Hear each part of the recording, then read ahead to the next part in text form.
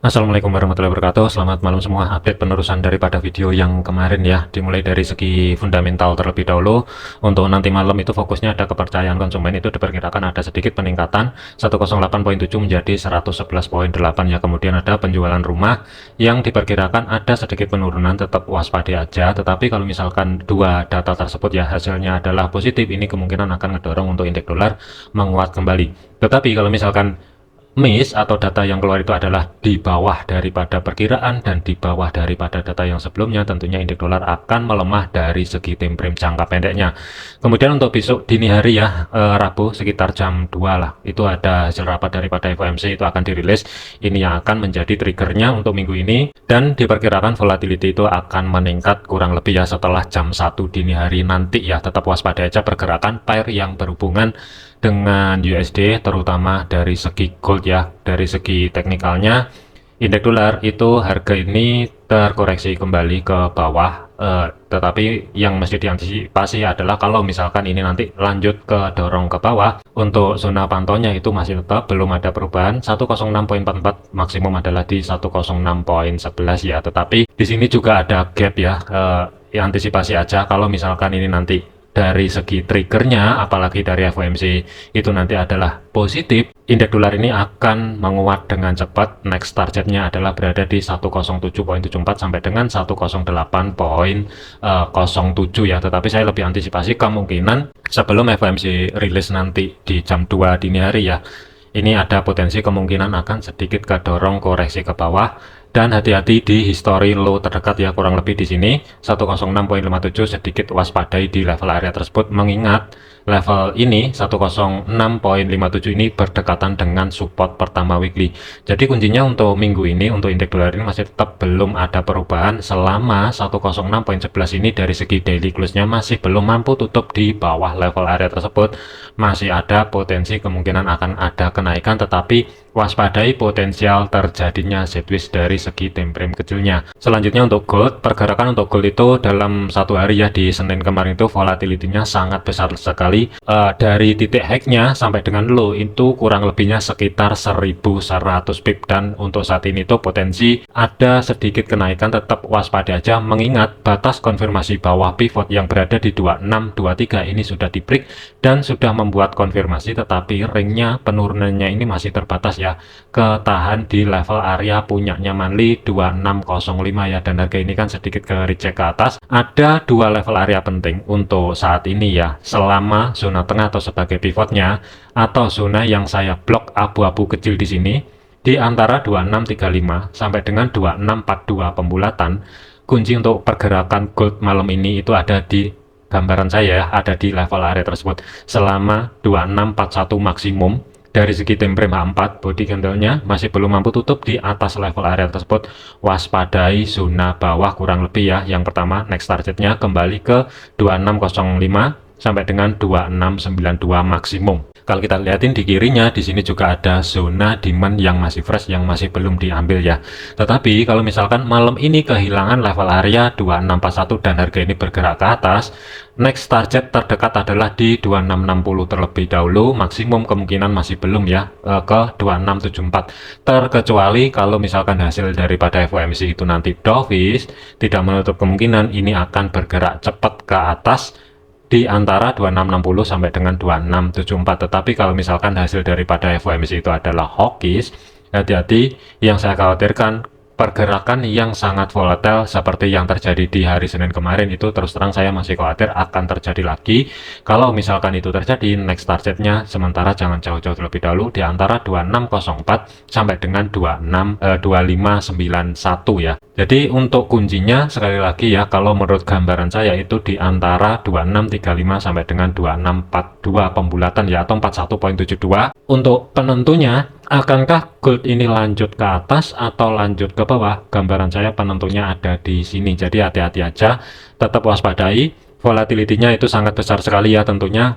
Kalau misalkan dari segi modalnya terbatas, apalagi di bawah 100 dolar standar ya, terus terang ini kalau gambaran saya itu sedikit rawan. Kalau misalkan di trade dengan menggunakan akun standar ya, cuman bisa diakali dengan akun sen untuk lotnya ya. dengan konsep money management dengan baik dan benar, 0,01 lot standar itu sama dengan 1 lot sen ya. Kalau misalkan dipecah di beberapa posisi tentunya akan lebih ideal untuk menekan risiko yang lebih minim, tentunya dengan konsep money management dengan baik dan benar ya.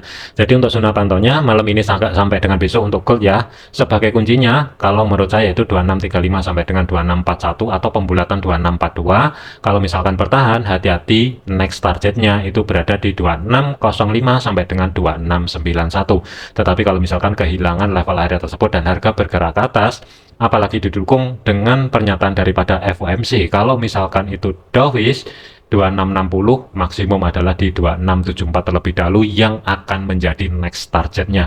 Selanjutnya untuk GBP USD, pergerakan untuk GBP USD harga ini sudah mencapai level area support, gap yang ada di sini sudah ketutup ya, dan harga ini kembali ke atas lagi, tetapi masih berada sedikit di bawahnya zona tengah atau sebagai pivot 1.2600 sebagai physical principle. Untuk GBP USD ini sebenarnya simple, selama level area 1.26300 pembulatan ya, dari segi minimal adalah 4, ideal adalah daily. Selama belum mampu tutup di atas level area tersebut, hati-hati zona bawah. Yang saya khawatirkan ini nanti akan kembali ke 1.2487, maksimum untuk minggu ini itu berada di 1.2411. Tetapi untuk batas pantaunya hari ini sampai dengan besok ya, kemungkinan masih belum, tetapi tetap waspadai aja. Selama level kunci yang berada di 1.26300 ini masih belum dijebol, kemungkinan next targetnya adalah di antara 1.2525 kembali dan maksimum adalah di 1.2487 ya. Tetapi kalau misalkan kehilangan level area 1.26300, kalaupun ada kenaikan, kemungkinan ringnya pun juga masih terbatas. Level area yang akan menjadi next targetnya atau sebagai batasan pantau over sementara untuk satu minggu ini itu berada di 1.2676 sampai dengan 1.2714 ya. Ada potensi ini kemungkinan akan ada sedikit kenaikan kembali, pantau di antara dua level area tersebut ya, tinggal tunggu konfirmasi pembalikan arah. Kemungkinan referensi sell itu akan terjadi lagi selama level area 1.26300 bertahan. Kemudian untuk Euro USD, pergerakan untuk Euro USD, penurunannya harga ini ketahan di batas konfirmasi bawah pivot yang berada di 1.0435 dan harga ini kan bergerak ke atas zona tengah atau sebagai pivot. Di sini sudah di break dan sudah membuat konfirmasi demand baru. Tidak menutup kemungkinan kalaupun Euro USD ini akan lanjut kenaikan sampai dengan menjelang FOMC ya, waspadai zona atas itu berada di 1.0562 sebagai level area resisten pertama. Maksimum untuk kenaikannya gambaran saya sampai dengan besok itu masih belum jauh-jauh di antara 1.0608, terkecuali FOMC itu dovish, bisa aja ini langsung bablas ke atas. Tetapi kalau misalkan FOMC itu ternyata hawkish, kalaupun ada kenaikan, kemungkinan ini gambaran saya ya, pelan-pelan merambat ke atas, kemudian ke reject di antara 1.0526, maksimum adalah di 1.0608, baru ada potensial kemungkinan akan ada potensi kembali ke zona tengah atau sebagai pivotnya dengan batas konfirmasi atas itu di 1.0504.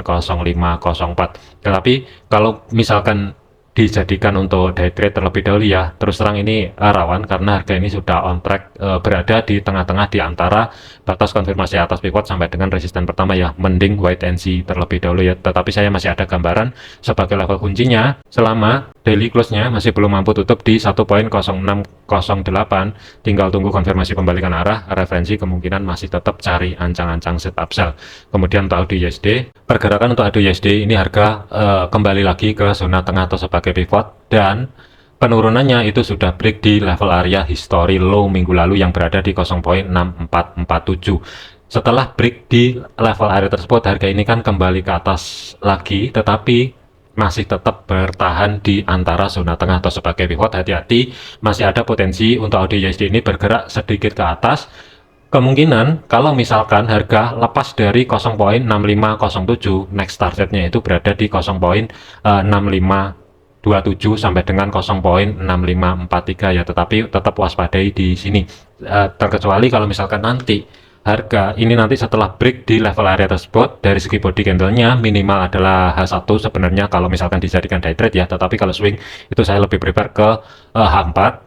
Kalau misalkan ada body candle yang tutup di atas 0.6507, nanti tinggal tunggu aja koreksi. Kalau misalkan dijadikan sementara cari ancang-ancang setup buy, konteksnya hanya day trade, selama harga itu tidak mampu bergerak di bawahnya 0.6495, ini sebenarnya kalau misalkan dijadikan day trade, tetapi jaraknya adalah terbatas. Sebelum FOMC rilis, saran saya adalah segera keluar dari market ya, dengan next target maksimum itu di antara 0.6527, maksimum adalah 0.6543.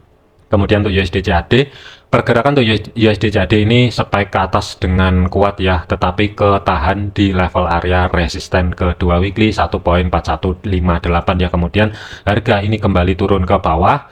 Saat video ini dibuat, itu masih retest di level area resisten pertama weekly yang saat ini berubah fungsi sebagai level area support 1.4073. Kalaupun kehilangan level area tersebut untuk malam ini dan harga ini lebih kecenderungan terkoreksi ke bawah, tetap waspadai zona tengah atau sebagai pivot. Yang saya khawatirkan ini nanti pelan-pelan rambat ke bawah ketika menyentuh level area pivot, kurang lebih di kirinya. Di sini kan juga ada reaksi, yang saya khawatirkan ini nanti langsung kembali ke atas. Saya lebih prefer untuk USD CAD ini wait and see dulu, mengingat untuk planning buy yang kemarin sudah clear.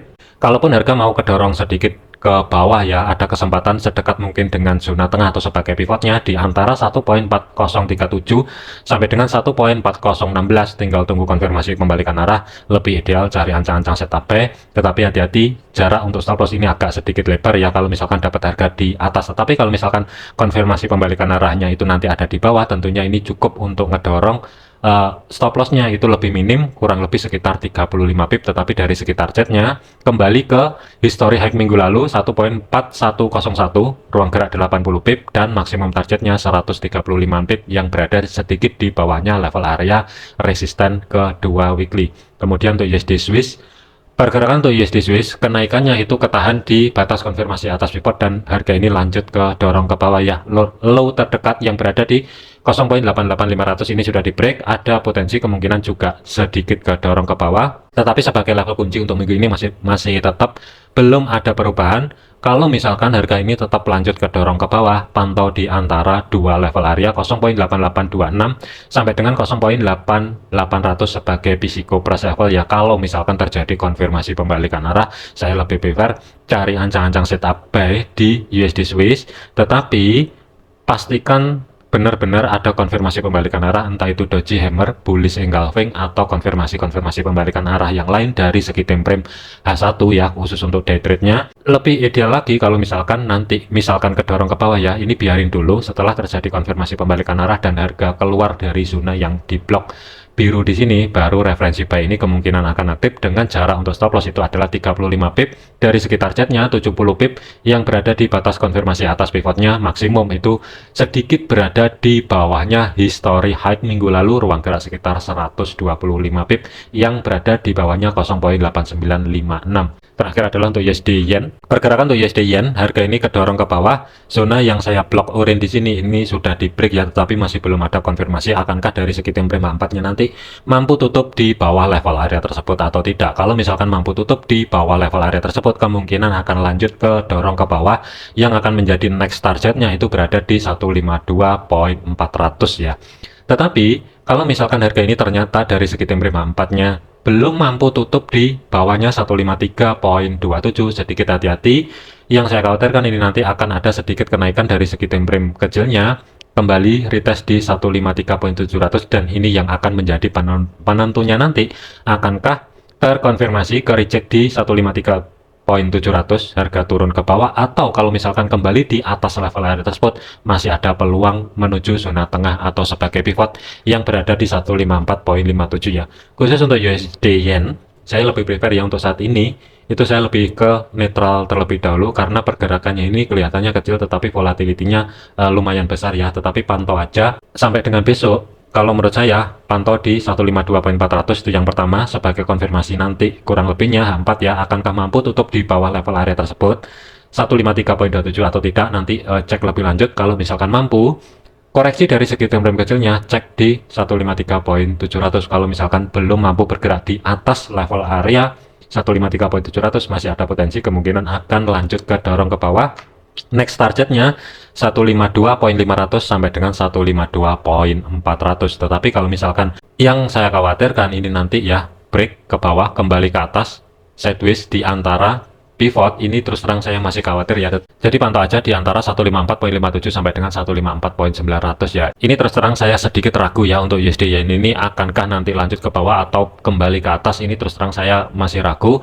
Kemungkinan saya akan update di video lanjutan ya. Kalau untuk USD yen ini saya lebih prepare untuk saat ini sampai dengan besok di sesi Asia, saya lebih prepare wait and see terlebih dahulu sampai dengan pergerakan yang jelas dari press conference-nya FOMC itu nanti juga beres semua, jelas arahnya mau kemana, baru nanti dipadukan ke teknikal, itu tentunya akan lebih ideal ya.